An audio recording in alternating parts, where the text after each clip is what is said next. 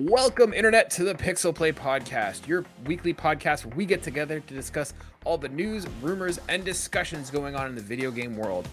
I am one of your co-hosts, Kaylan, aka Ktastrophy, joined as always by my co-host, Adam, CSRadical. This week's episode, we are going to be pressing pause as there's not much going on in terms of news and rumors this week. So we're going to kind of kick back and just chat about video games like we used to do back in the good old days.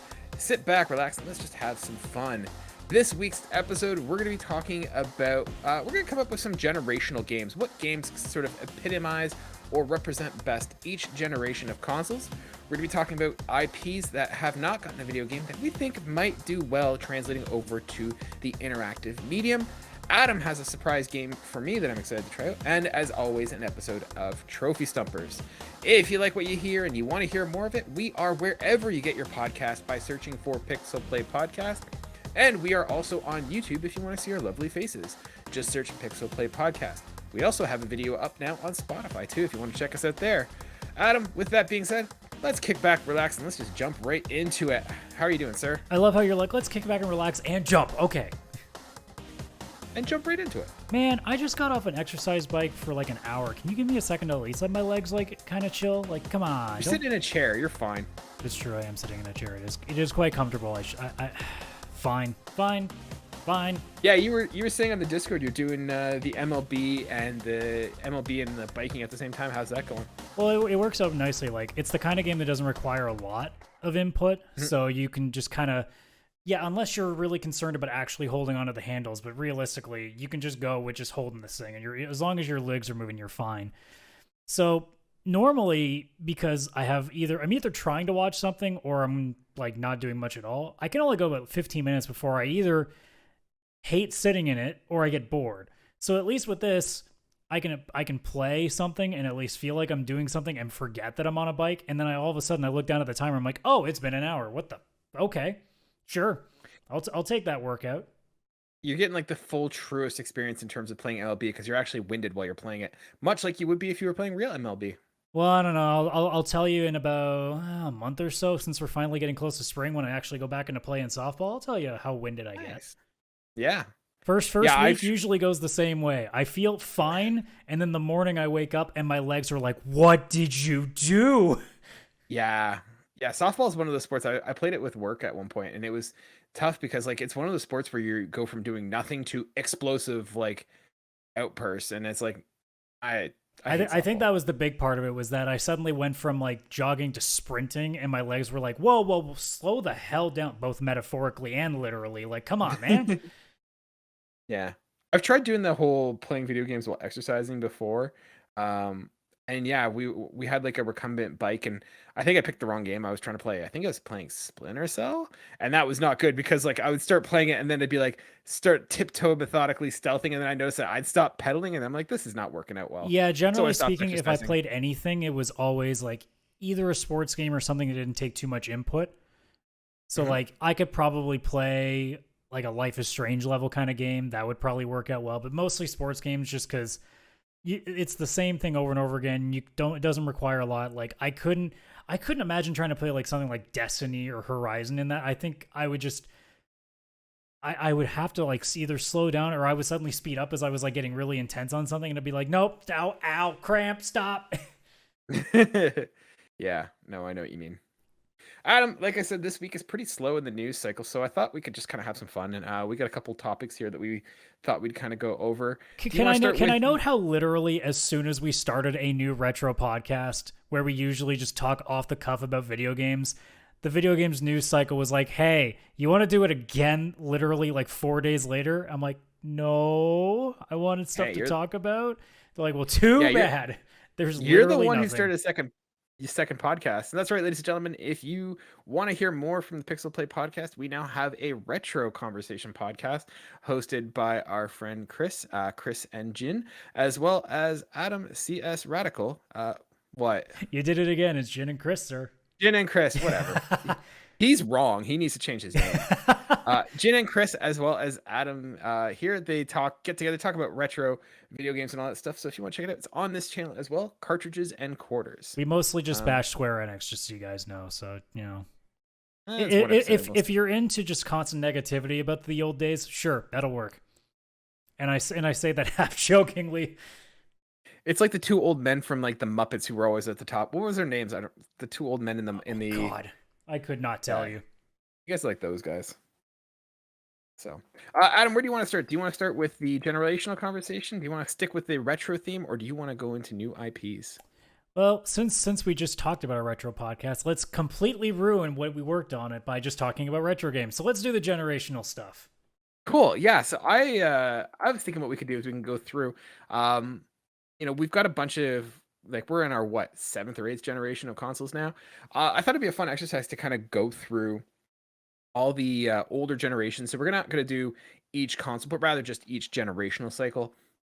Unless you want me to do like the first two, and then which case I'll be like, Pong and Tetris probably. Yeah, we're not doing that. So we're going to kind of break it down. We're going to do categories. NES is going to be sort of its own little area. The Super Nintendo, I know Sega was there as well, but let's be honest. N64 and PlayStation 1, PS2, Xbox, and GameCube. Xbox 360, PS3, Xbox 360, and Wii, and then PS4, Xbox One, and then the Wii U. We're gonna skip this generation because we're just starting to get into it, but I figured that would be kind of a fun place to start. So, Adam, I figure what we'll do is we'll go through each one of these generational cycles, and we can kind of figure out a game that we think might be a good representation of what where the game industry was, a game that holds up really well, something that was influential and had a big impact on that generation and games to come. Basically, if you had to pick one game from each generation to kind of encapsulate it, which one would you pick? So I figure we'll start with the NES. I think this is a pretty easy and pretty obvious one. I'm going to put, the Mario Brothers game, the original Mario Brothers game. I don't think that's a controversial topic to go with. I mean, when you really sit down and think about it, how many options do you really have? Don't get me wrong. There are other options, but like, there's not. If you look at the Super Nintendo, or if you look at say the PS2, like you can probably sit down and hammer a bunch of really important games. But with the NES, like most people with any sort of memory can probably think of like a few at most. I mean, sure, you can name like off the cuff like games that you play, but like if you're talking straight up like the big ones, you probably got like 5 of them, and 3 of them are Mario games. So. Yeah, exactly. So I think we're both in agreement. Mario Bros. Actually, no. I would throw a bit of a curveball in there and saying the original Legend of Zelda. Ooh. And the only reason for that is strictly because of just it showed like how open games can be, because realistically it was all one big world rather than levels. Mm-hmm. So I think it was also like a big breakthrough in people being like, holy crap, this is what the scope of games can be. Mm-hmm. Because like I can't think of what the game's name was, but like the really old, like one of the first like open like RPG games where it's just you as like a square running through like a big collection of mazes. I think it was what one was? I can't think of what, like, just you had to like find a key and open doors and stuff. Like it was I remember it from the whole. It was in Ready Player One. Yeah. Yeah, it was that one from Ready Player One. I forget what it was called. Yeah, I couldn't tell you. But like there's stuff like that. But like Legend of Zelda is probably where like I think as gaming started becoming like a family thing, like, a pretty common aspect of families, that was probably the game that really showed like what the potential could be. Mario is just like one of the most solid games in history and still is timeless.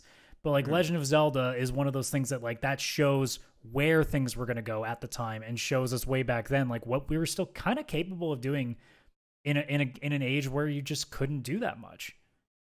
Yeah, I think that's a really good point. For me, I just went with the Mario Brothers, and I'd almost put like Mario Brothers 3 as well in there, just that because that formula for gaming just became so synonymous of that level 1, world 1, go through, get from point A to point B. It basically set the foundation of gaming for a while, but there's definitely an argument that can be made for the original Zelda. Oh, absolutely. Number 2, Super Nintendo era, and I'm kind of just using that as a general term. Sega's in there as well. I guess, yeah. What would you put there? My bias is going to show a little bit in this one, but it's going to be Final Fantasy VI. Just because, like, in my opinion, I think it's one of the best pieces of writing we still have to look at. I think it's still really well done and well put together. And when a game has so much going for it, like graphically, it looks like something that could have been released today if you just put a quick little bit of polish to it, more or less, just so it wasn't in like really bad standard like 4:3 SD aspect ratio level. But like even to this day, it stands apart very well visually. Music wise, very good. Battle system, very well executed, very well tested. Couple little flaws in here and there with like the way that you level, but that's beside the point. Story fantastic, very memorable characters. I think it's one of those games that like you can put into a time capsule and people will open it and be like, "Wait, this thing is 30 something years old? Really?" I think you can get that kind of reaction to people. I think it is one of those things. And also for a lot of people, same with Final Fantasy IV, but 6 I think for most kind of stands out. It's one of those games that like if you grew up before the 3D era really started to kick into gear, that's like the game that a lot of people remember as being the one that blew their minds in terms of like just how like incredible a story could look, because most games were just here's a level, go beat that level, here's another level, there's a boss, and by the end of it you get like a small like bit of wordage that says, hey, you won, here's your trophy at the end, and we're like, cool. Yeah, that's definitely a good call. For me, I think I would go Super Metroid. I feel like Super Metroid is a fantastic game. Really dark, has a really cool atmosphere, really like a neat story.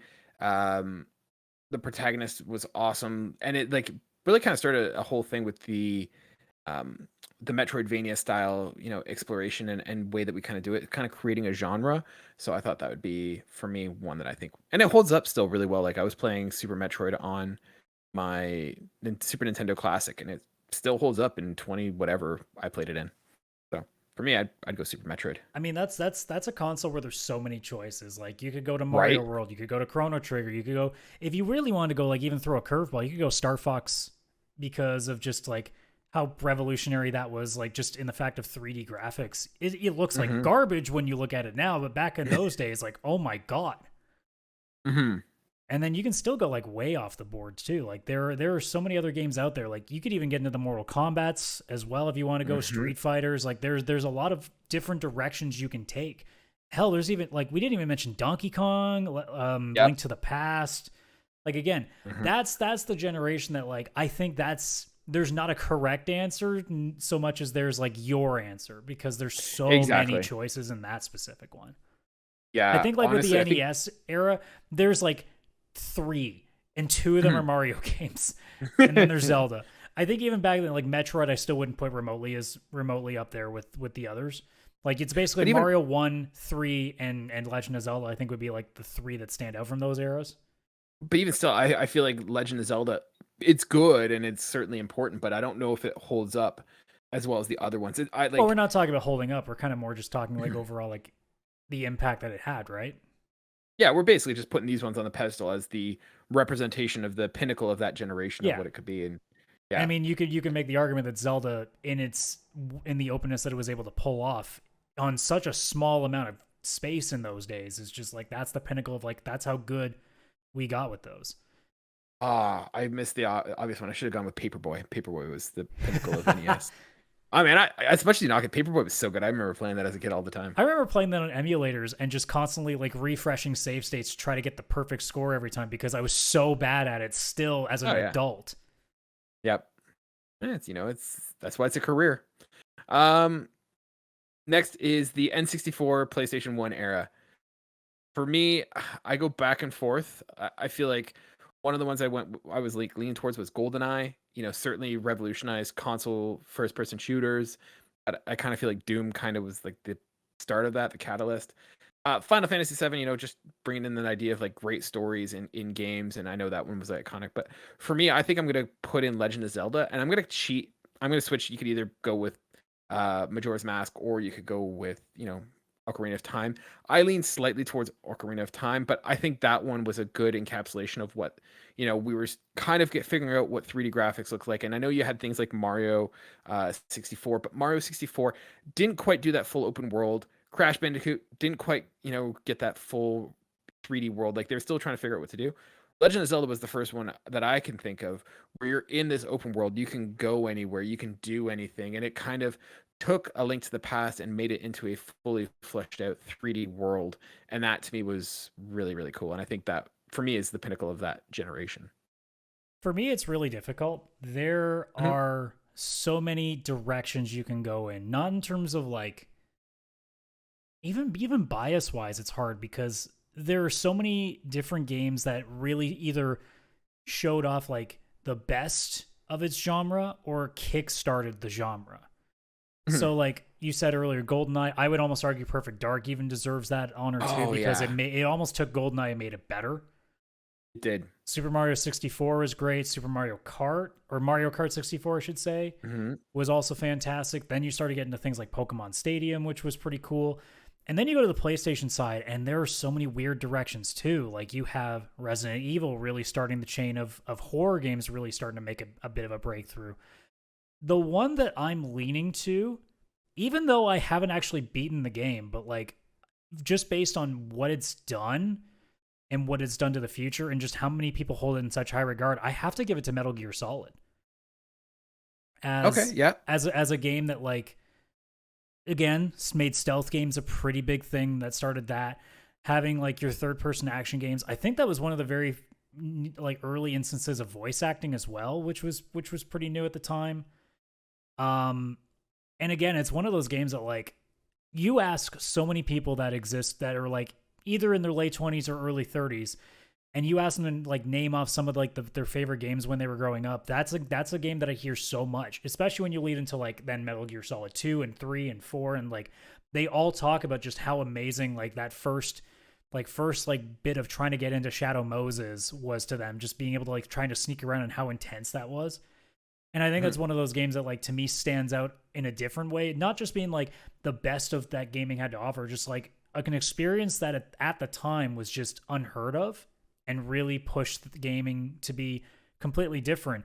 And yeah, there's a little bit of bias in there too, because I think it's really funny that like a game decided, let's go really crazy and show like what gimmicks can be aside from just, levels and other things like that. It's like, here's this thing that's going to read your memory card and tell you to turn the console off to actually progress in the game. Like stuff like that even to this day does not get used that much in like major releases, which is kind of strange because there are so many like memey things that games could be doing today that would cost no real effort to do, and they still don't. No one does what like Psycho Mantis did in Metal Gear. It's kind of strange that nobody tried to do that. Well, that kind of makes me wonder, like, what do you think? Like, I'm thinking now with the PlayStation Plus, status that they're doing and they're bringing back the old games. How would they do that with like a Metal Gear game? Like, bringing Metal Gear 1. Could like you do that like on shutting off the console thing? Yeah, yeah. That's a good question. I don't know.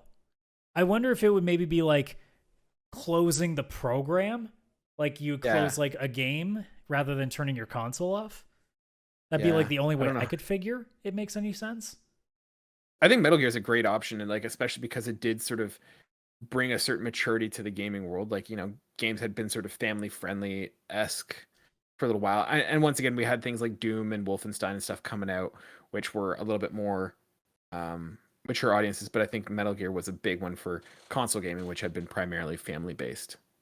Yeah, and I mean around that time too, like that's where you saw like Tomb Raider obviously became a big thing. Gran Turismo started to do its thing. Tony Hawk Pro Skater was a big deal. So like there were so many different genres that kind of all kickstarted around that same era. Like you think about just how many different kinds of games that like we all just remember side scrollers and fighting like 2D fighters when we were growing up, and like the odd racer. Most of the time, like that's all it was. And then all of a sudden you had stealth games, you had all these shooters coming out, you had action adventure games, you had horror games, you had all these. And sports games really started to find its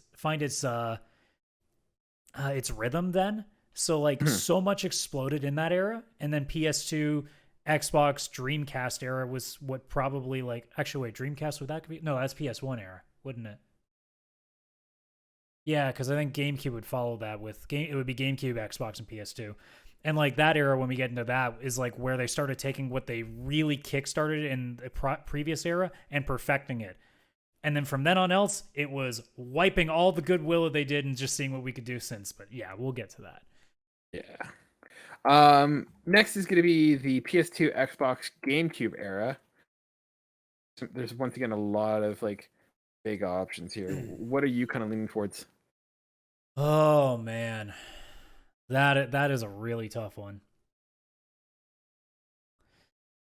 You need a second?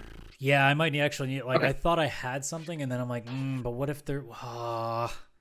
So the three that I'm going to kind of present for the PS2, Xbox, GameCube era, I think one of the obvious ones is I'm going to put Halo/Halo 2. That's the one that I was thinking of, and then I'm like, okay, but there's got to be more, right? That's the obvious choice I find. Really good option. Like the stuff that they do in Halo is still used today in terms of like health bars, regeneration, the multiplayer aspect. Like it was a huge game with a significant impact on the gaming industry. So I think Halo and Halo 2 might be my front runners. I know what I got now. And then the other one I was going to kind of suggest was GTA series. Like the GTA series, just kind of what they, once again, bring it to that full 3D area. If I remember, there wasn't any loading screens in the open world, right? So like once you're on the main map, like you can go pretty much anywhere in like Liberty City in the first game. Like obviously if you go into buildings, there's like a loading screen, but I don't think there was any in the world itself. I think it maybe wasn't in 3, but I'm pretty sure in some of the earlier ones, like once you went to a certain island, I think maybe you would get like the odd screen. I can't remember though. But like though, it reminded me. I can't believe I forgot for half a second. But like the one that I would pick would be Vice City. Yeah, because between the three in that era, I think Vice City was the one that did it the best. Because the vibrancy was a big part of it. 3, no offense to 3, is not a very good story because its character has 0 personality, so it already has that against it. And then San Andreas, I found to be a little too tedious with the way that it wrote a lot of this. Like, I felt like it tried to do too much in that one, whereas Vice City was like that perfect sweet spot of just pure, unadulterated violence and vengeance. So it worked out really nicely. And the aesthetic was great. And there is a little bit of bias because the metal radio station in GTA Vice City is still the best radio station in any GTA ever. Yeah. But yeah. Halo is also really good. It really depends on what you're going for. Like Halo basically took shooters and perfected them, and then GTA Vice City created like basically the open world genre that we see today with every single game that expects you to go through the map and do everything. Yeah, I think for mine, I think I'm going to lean with Halo 2. I think that is probably the definitive game of that because everyone started talking about the idea of, Halo killers. Like that's what Killzone was built for, was meant to be a Halo killer. So I think everyone was just trying to catch up and keep up with Halo. And it also looked great at the time. Like holds up decently well today, but like it looked amazing at the time. Yeah, and Vice City certainly held up easily, and then they decided to try to redo it, and that worked well, didn't it? Yeah, it didn't hold out well. Next one, PS3, Xbox 360, Wii generation. You got one or you want me to go first? This one was actually pretty easy for me. But again, this is my bias showing. I don't think there's any game in that generation that showed the best of what we were making here in the West, because Japan was always like the big storytellers for the longest time. And I think Mass Effect 2 for me personally is kind of where it was like, hey, not only can we write good stories, but we can take a whole story that we already wrote and still make it seem like we paid attention to all of it and it mattered that you did something, rather than you playing a video game and you end it and you get your satisfying ending and then you go to the next game and nothing that you did before, like it's just a clean slate. It's like every Metroid game where you walk in with all your power-ups and you trip and all of a sudden all your power-ups fall through the world. You walk into Mass Effect 2 and every major decision that you did still exists and sometimes comes back to bite you. So it's one of those things that, like, I still don't think any game is really replicated remotely as well, especially not even outside of BioWare. I mean, Dragon Age, has done an okay job with that level of game. Trails of Cold Steel and the JRPG thing has sort of done that, but not really. Like, there's not a lot of games that really take, like, your decisions moving forward and actually, like, do a good job with it. So I think they also just really were an anomaly back then. And then just the way that game all came together. It's the best game for so many reasons. Its story is the best. Its characters that you get are the best. The combat is probably at its best at that point. And even, like, the amount of voice acting they pulled off for that game, like, bringing in Martin Sheen of all people, is like just out of nowhere. You had a Carrie Ann Moss just suddenly showing up and playing a side character. Like, there were just some names that, like, you suddenly hear and you're going, the hell are you doing in a video game thing? Like, this isn't a movie-based thing. What the hell are you doing? You're an actor. What are you doing in this? Yep. I mean, it wasn't like it's not like the first time we had major actors doing stuff before, but like in a pretty nerdy sci-fi thing was kind of unheard of. Usually it was always in like either movie tie-ins or pretty like super mainstream realistic like present day level looking games, not like this kind of like Star Trek level stuff. So that was really cool. Yeah. For me, there was a toss-up. I had 3. I can go with any of these different ones. So the ones I've kind of finalized it down to was Skyrim or Skyrim slash like Fallout, any of the Fallout games, really. Insert Bethesda game here. Yeah, basically, because I feel like that kind of took in the whole open world first person adventure kind of thing. And yeah, kind of like I think really revolutionized that sort of open world adventure game in the sense that you could go anywhere, do anything you wanted to. Probably not my number one candidate, but I think Skyrim. No, I'm gonna go Fallout. I feel like Fallout holds out just a little bit better than Skyrim, and I know it's a hot take, but I've come into Skyrim in 2020. I know I'm late to the game, but I don't feel like it holds up super well. In terms of some of the decisions that were made, I'm not saying it's a bad game. I'm going to get a lot of heat from this from the internet, but I think Fallout might hold out slightly better in that realm. The other one, obviously, if you're going to go with your favorites, I'm going to go with my favorites. Last of Us. I feel like The Last of Us is just amazing in terms of what it does. The story coming across with a amazing story that like could be a movie and will be a show soon enough. But like that high level, almost Hollywood-esque story. I was going to put Uncharted, but I think Last of Us kind of is the pinnacle of that. And then like fantastic gameplay and that basically in a movie and a game kind of experience. And the last one is Wii Sports. And you're all kind of like, oh, what the hell? Like Wii Sports is kind of like a crappy little tie-in game or whatever. First of all, the game is fantastic. It's a masterful game in terms of what it does. Easy to pick up, easy to play, a lot of fun to play. It's the highest selling game of all time. Right? But I think there's a lot more to it as well in that basically that was a proof of concept. Like your grandma had one at her retirement home. Like everyone had Wii Sports to play and it was easy and intuitive. And I think it brought a lot of people into video games, right? People are buying Wii's just to play Wii Sports and then, oh, hey, let's check out this other game, Corey in the House or whatever. And like, if you ever want to talk about games that had an impact on culture, that's the one. Mm-hmm. It doesn't like, as it's like art, it's not any impact. But in terms of like putting gaming into the eyes of everyone, that's what did it. It showed that, oh, it's not just kids playing in their basement and yelling at each other. Like it's not rambunctious teenagers and little kids playing it. Like this is something that anyone can enjoy. And I think that opened a lot of doors. And I think, when we talk about just how like amazingly well games are selling these days, I think that has a large part of it too, because it made families okay with having a console in their house. Yeah, I think it normalized the idea of video games.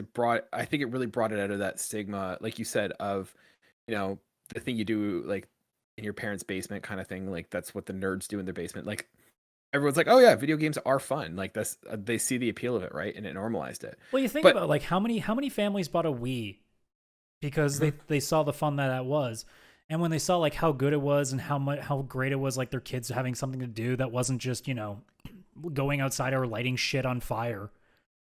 They looked at that and went, hey, this is actually not like destroying my child's mind. Maybe I am okay with them like playing a game here and there. And then maybe the PS4 came in next, or maybe the Xbox One came next. Like who knows how many doors that opened for families.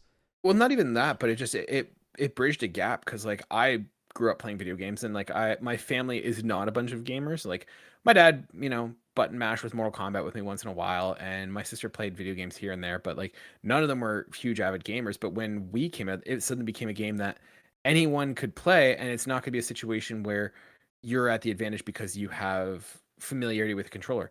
Anyone can throw a punch. Anyone can figure out how to throw a bowling ball. So I think Wii Sports might be that game definitive thing. And so like Sony ended up trying to compete with like the trend that they started. So like we had the PlayStation Move, Xbox did Kinect. Like there was a huge impact in the gaming world from that. And I think that might be the definitive game of that generation. Yeah. You can definitely make a case for it. Mm-hmm. And then we're going to wrap up with the last closing generation that we have: PS4, Xbox One, and Wii U. Technically still ongoing, but like no longer to the point of like being exclusivity, right? It's sunsetting. But like, here's the thing about this generation. Like, I'm sure a lot of people will come up with things easily. Here's the problem. Like, for us personally, how hard is it to pick something that we haven't really had the time to like forget about all the other ones we played? It's easy to pull games from the NES and the Super Nintendo and the PlayStation because you've had like a decade plus to forget about some of the crap that you played on those consoles. Now you have to sit here and be like, I literally just got a new PS5 like a year ago. I still remember most of the stuff that I really enjoyed from PS4. How do I pick between them? It's funny to say this is easily the hardest one to pick one for. Because you don't have that time to let one stand out above the other. There's still like, I can sit here and name off like 10, whereas like if I go to PS2 era, you give me like a minute, I'll come up with like 2 pretty good names and not think too hard about anything beyond those 2. Whereas here I'm like, oh crap, Spider-Man was really good. But Witcher 3 is really good. But Uncharted 4. And like it keeps going. Like there hasn't been enough time for me to like vet through it. So clearly the correct answer is Cyberpunk 2077. No, in all seriousness, I think the ones that I would kind of bring out, like, I think you're right. I think it's hard to pick one. The ones that kind of stand out in my mind, and I'll give you my reasoning for them. So the first one is Red Dead Redemption 2. I have gripes with that game. It is not the most fun game to play, but it is an achievement in terms of what it does, the level of realism. I think it might get a little too realistic in the sense that it no longer becomes fun as a game, but I think it is an achievement for what it does. The second one I have is Ghost of Tsushima. I think that one is another good option in that it took something that could have been very stale and very repetitive in the sense of like, oh, it's another open world adventure and I'm a samurai. But it did a really good job in one, making sword combat that was really fun and intuitive. The fact that it really kind of captured that sort of, you know, it captured the feeling of, an old Kurosawa film. And I think the other thing is like some of the innovation that it did. Like I still think that is the best open world ever. Like that definitely is the best open world of that generation in the sense that it removed those annoying markers that you would get every time. Like I'm playing Horizon right now, absolutely loving that game, but like the amount of markers and stuff that are there is very annoying. Whereas they had the wind blowing and the birds and that kind of stuff. Like there was a lot of environmental cues that kind of told you where to go, and I think that was a really good kind of something that I think we're going to see more and more of, and I really kind of hope that does go that route. And then I think you made a last point with The Witcher. I think The Witcher is just a phenomenal game in terms of mastercraft storytelling and like decisions and like how it impacts and like consequentially like the decisions that you make have a huge impact on how the game finalizes. So I'd say any one of those 3 if I had to put a gun to my head. If I put a gun to my head, if someone put a gun to my head, I think it would probably be Witcher 3 would probably be my number 1. I still don't know if I can. I'm sitting on like 5, Narrow like, it down to 3 and let's go over it. Well, right now it's Spider-Man, Uncharted 4, Witcher 3, God of War, Persona 5 Royal. And they're all for completely different reasons. Uncharted 4 was like playing an action-adventure film in a video game. It was fantastic for that. Spider-Man was showing us that, hey, tie-in games actually can matter, and you can not only do them well, but even replicate what Marvel films have done and show, like, this is like what a blockbuster game can look like almost. Horizon showing that IPs are not dead because it became such a formulaic system throughout most of the generation. Horizon kind of showed that, hey, there's still room for brand new experiences, especially brand new concepts. God of War is probably the one that most people will stand out as being like the mainstream favorite, like the one that most people will probably take with them and remember. I think obviously God of War is probably the biggest game in terms of anticipation for its sequel. I would argue. I think it was not so much anticipation. I think it was a surprise, right? Because you had Kratos, who was a pretty, like, he was a 12-year-old kid's idea of a cool character, right? Like, I'm angry at all times. Like, okay, cool, but that's not very deep or nuanced.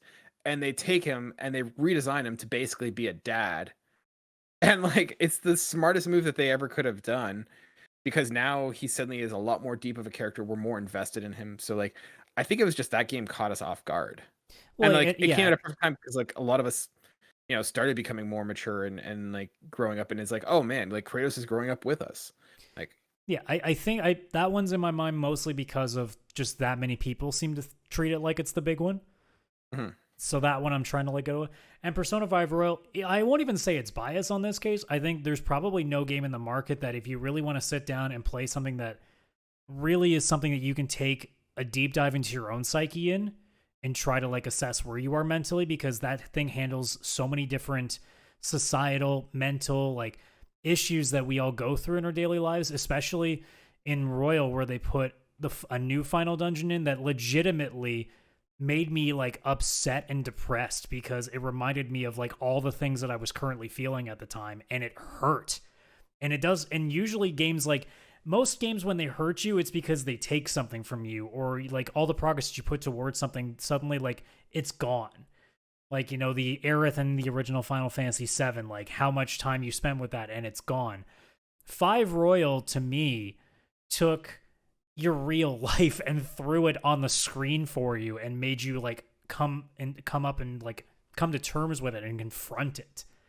And that's something that like I really value a lot as like a truly impactful game, both metaphorically and literally.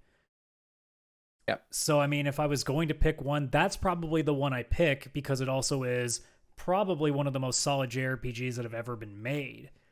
But on top of that, I think it's one of those games that like I would tell people, look, even if you don't like JRPGs, if you can just bear through it and get through that story and see some of the really real life things that they throw at you and just how deeply like introspective it can be, is one of those games that like I suggest to people at all times when I can. Hmm. Yeah, no, I think that's a pretty good point. Like, I think you're right though. I think we need some time from the last generation to kind of figure out where we're going. I'm sure the answer for me will change as time goes on. Hmm. Yeah, no, I think that's a fun little activity. It's kind of neat to kind of go back and take a look at all those different places or different like generations and what games were there. Yeah, for sure. So speaking of fun things, can I play a game with you now? Let's do it. So I want you, since we were on the topic of generations, I want you just to give me just throw it on the table. What are your top 3 games of all time? Top 3 games of all time. Number 1 is Last of Us. Like, and I'm talking like personal favorite. I don't mean like what you think are the best games. I just mean your 3 favorite games. Yeah, I think for me it's Last of Us. Horizon 1 is up there. That was a fun one. God of War resonates with me a little bit. Splinter Cell is one up there. And you can go as far back as you want. I'm thinking about it. I think for me, yeah, I think it's gonna be The Last of Us, The Witcher, Like 3 or the original? Witcher 3. No, Okay. The Witcher 3. And then it's a toss up between God of War and Horizon. I think it's gonna go God of War. Okay, so we're gonna God of assume, War like 4. yeah, like so we're gonna assume Last of Us, God of War, the redo, and Witcher 3. Witcher. All right, so welcome to my new game that I will be introducing on Saturday for Cartridge and Quarters, called Replay, Rewind, Replace. Oh god. So between these 3 games, you can choose one that you can replay, one that you get to play for like it's the first time again. It erases your memory of it and you get to play it all over again. And then one that you have to get rid of the earth forever. One is completely gone. Okay. Can do this really easily. For me, I think number 1, like replay, brand new in my head, Last of Us. That game I was obsessed with it and I'd love to just recapture it. There's like I replay that game every once in a while. Like that's probably when I replay the most, and I don't replay games a lot.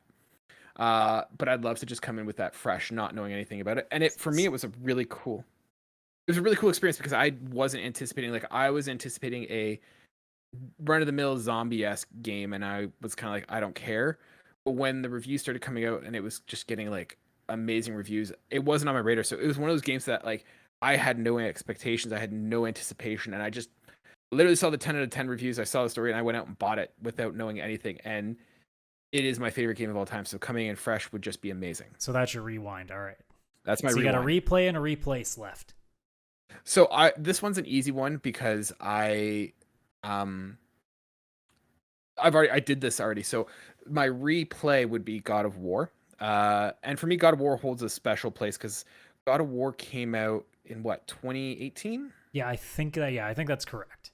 Yeah, so that came out just before uh I found out I was going to be a dad. So I played that game, and then I think even my wife might have. No, it doesn't make any sense.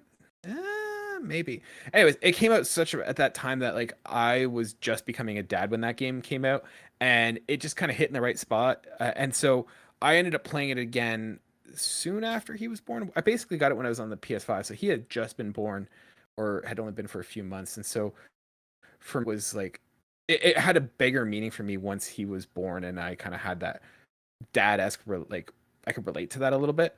Obviously, I'm not like an angry like terrible dad like Kratos is, but like that sort of, wanting to do better and be better for your kids and stuff like that, wanting better for them than what you had, like it totally relates. And I think that that game means more for me as time goes on than than it did when I first played it. So that one kind of, I'm getting more out as the time goes on. And then unfortunately, Witcher just has to get cut. So. Witcher is completely erased from your memory. Oh, is it erased from my memory and the world? Replays, like it's gone. Okay, well, I feel less bad because now it'd be terrible if I knew that I could have had it and I never did. Yep, it's completely wiped from you. You'll never. All right, what about you? It's gone. So my 3 picks would have been for Final Fantasy VI, Mass Effect 2, and Trails of Cold Steel 3 specifically. Even though technically it would be all of Trails of Cold Steel, but 3 is just like if I had to pick a singular game as the best one out of the 4. Completely starting fresh would be Mass Effect 2, only because that game, I don't think I ever anticipated anything more than that game, like getting up early in the morning to go pick it up from GameStop and literally playing it from 10 a.m. that day to 2 in the morning the next, nonstop, minus like bathroom and food. And like just the sheer like amazement that was. Replay would be Final Fantasy VI. That's the easy one. Trails 3, unfortunately, as good as that game is, I'm okay with cutting that one out, but I think it's almost unfair to it because it's newer. So I don't have nearly as much nostalgia behind it. I think if I put it up against like, say, a Persona 5 Royal, if I was only picking things within like the last 5 years that I've played, it might have an easier way of staying, but because it's going up against 2 games with far more nostalgic value, I think that's why it loses. So like, if I ever was doing this through eras, it'd be a lot harder. But yeah, if I was just picking like out of my 3 favorites of all time, that would be the easy one out. So like in Cartridge and Quarters, what we plan on doing, or at least what I plan on doing, is trying to find like a good list of like maybe like the top 100 games of all time, and then putting 3 of them in at random, and both me and Chris will go through them and try to figure out like which out of this entire like historical era of gaming we would get rid of. Cool, I love it. That's a cool idea. It's going to be interesting because you know that there's going to be one round where like Mario 3 gets thrown right next to like Chrono Trigger or something that both me and Chris will just agonize over because they're both so good. Yeah.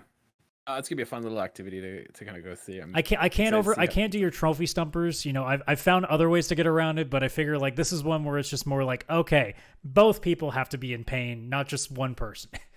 Oh well, I don't want to have to deal with that, so I just put it on you. Yeah, exactly. So I like this idea of looking at stuff that we want to, get rid of, replace, or play again. What I wanted to kind of do is I want to kind of go one step further. Let's create some games. So you brought this idea up earlier in the Discord, and we were talking about what are some IPs that maybe haven't gotten the love that they should have. So we were kind of thinking like, hey, what movies, books, TV shows don't have games that might deserve it. And it is surprisingly hard. Like the amount of IPs that got turned into games is unreal. Because you proposed this and I was out walking, picking up my son from daycare, and I was like, yeah, like what do we have? Like I was like, oh, Mad Max would be a good one. I'm like, oh, we got a Mad Max game. I was like, oh, what were some of the other ones I was looking at? And I'm like, oh, we have that.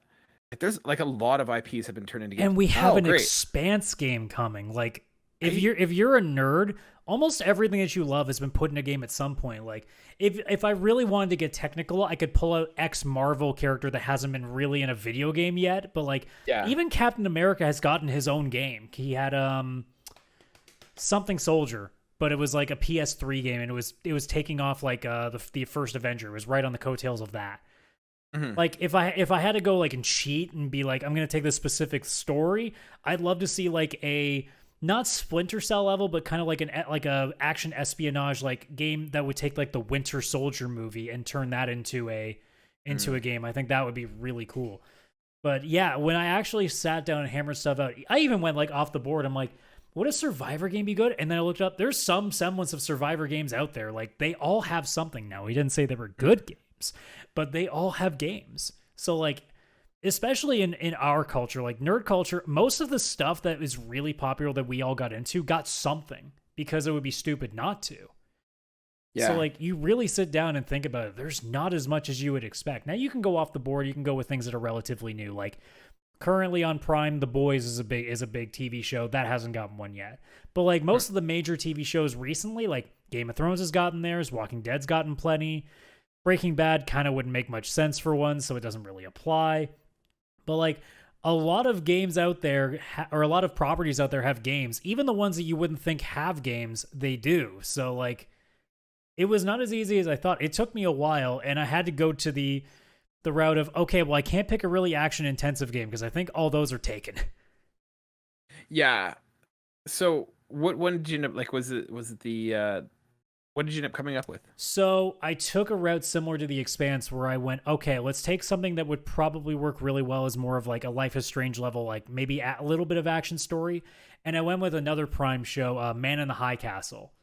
Because I thought you could tell a really good like multi-chapter story about an alternate universe where we lost the Second World War, because that's Man in the High Castle. It's basically Nazis and Japan basically like win, and they take over all of America. And it's a series that eventually gets a little more sci-fi as it goes along, without spoiling anything, but like it's a really solid story on its own before it starts to like go a little bit into the sci-fi stuff. Like even on its own, just the concept alone is pretty good. Now games have tried to do it. You see things like Turning Point on the PS3 era. There was also Homefront that tried to do like the North Korea element, and most of them didn't do it very well. I think when you take an action game out and leave it more in the Life is Strange area, you can tell stories better, and I think you can put a better look at it. Whereas the problem with games like a Homefront was that they were still trying to be a Call of Duty game, but also have the story. But those games don't really let you do a lot of storytelling in the same way that you could if you're just slowly walking around a dilapidated town and seeing like all the pure like sorrow and suffering that's going on. Whereas in a shooter, you only get about 5 minutes of that before people get turned off and they want to go back to their shooty bang bangs. So that's what I went with. Only because, honestly, I legitimately, before the show, sat here for 30 minutes, and I was struggling to come up with something. That was way harder than I anticipated it being. Yeah, it was a lot harder than I thought it would be, too. For me, I was looking at, like, I wanted something that had some aesthetics to it, something that had, like, a world around it to kind of play in, and like I went to the obvious ones. I was like, oh, Dune needs a board game or a video game, but I was like, we kind of have one with like the RTSs and stuff, and one's like coming I don't know out what you do eventually as well. So yeah, one that I kind of looked at. So there's a couple ideas I have, and like some of them are really. I'll give some of the easy ones that I gave before. So like one that I was looking at was there's a board game called Dust Tactics, and it's basically like 1950s-esque mech soldiers that look like tanks from like the Cold War. Really cool idea. It'd be like a mech warrior game. I think that would be something that would kind of lean pretty well, pretty cool. I don't have too much into it. I never played it. It just that aesthetic looks really neat. The next one was doing either like a James Bond or a Mission Impossible. And I know we have some James Bond games, but like what I would do to kind of make it different. And I don't know if we've ever done this. Did we ever do James Bond as a third person game? Yeah, there was Everything or Nothing, I think, on 360 era was one. Okay. It was it was PS2 era, I believe. Yeah, I see it on GameCube. It's coming up here. Yeah, it was called Everything or Nothing, which was a third person one. But I feel like that might be the way to do a James Bond game, and like I'd almost kind of want to. Do you remember that game Alpha Protocol? Yes. Oh yes, I do. I wish that one had a sequel. Right? That was a good game. if you take that Alpha Protocol sort of experience and make it into a James Bond game, I think that would work. Where you can you build those characters, you have those goons, you have those bosses, and like different ways of handling it. So you could either do, hey, I'm going to talk my way through this, encounter and talk my way into it or out of it. I'm going to convince this goon to help me or not help me. Like I think having it where it's not just, hey, go and shoot all these guys, or hey, do a Telltale game where you're just talking. I think having that where you can kind of have a little bit of both is the way to go. Yeah, almost like But for me, what Deus Ex kind of became, just in third person. exactly. Yeah. But ultimately, the one that I kind of landed on, and I'm surprised we don't have this yet, is Altered Carbon. Oh Did you yeah. ever, it's a Netflix show, but it's also a book. If you've never read it, it's fantastic. So basically, it is a like, how would I put it? Like not a steampunk, but like it's basically a cyberpunk actual book. And what happens is that basically people are able to now upload their consciousness into like the cloud, and then if you die you can come back in a different sleeve. Like basically our human bodies are just sleeves, and you can just load your memory into a replica of your body or someone else's body or just a clone, whatever.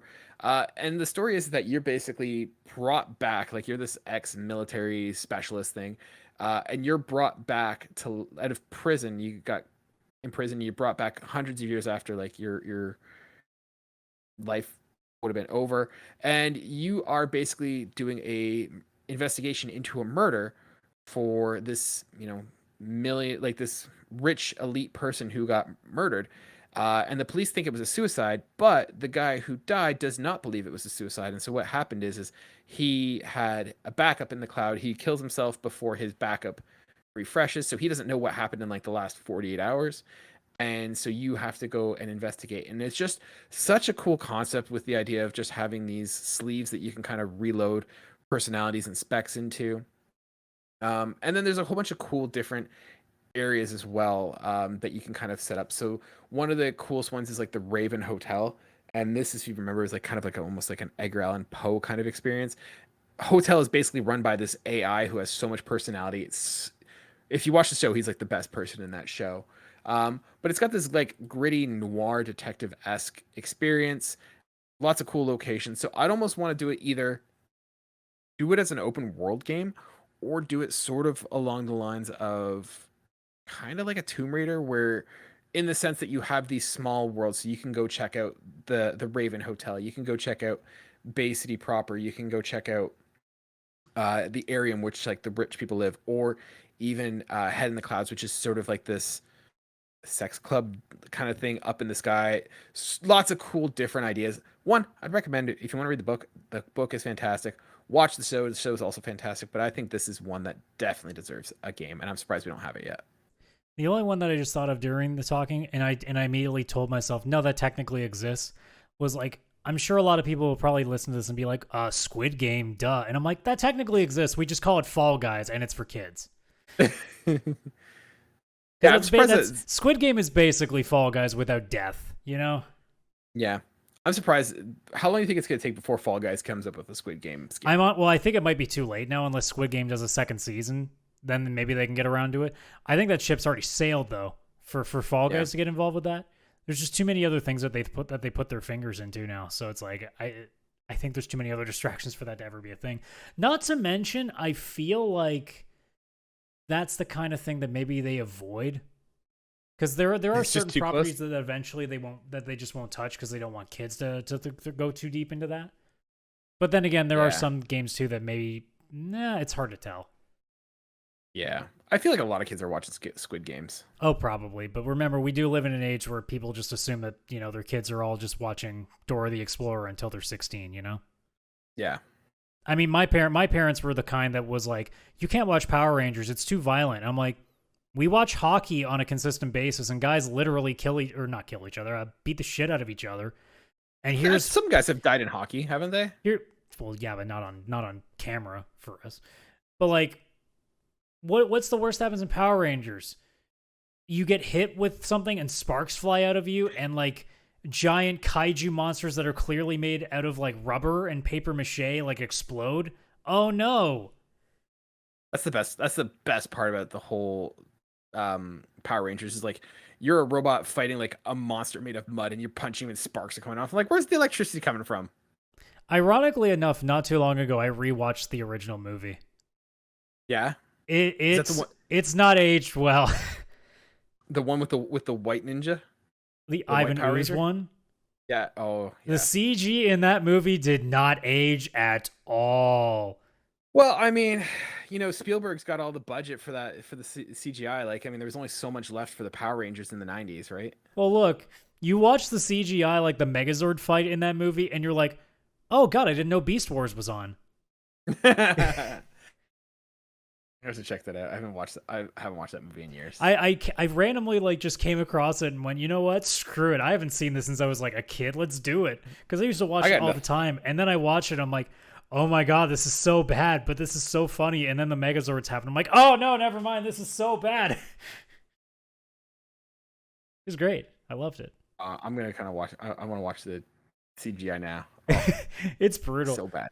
So bad. But like a lot of the quips are like it's everything that you remember from like 90s shows. Like every teenage quip is so cheesy. Like you figure Pauly Shore came up with it. Like all that shit. It was great.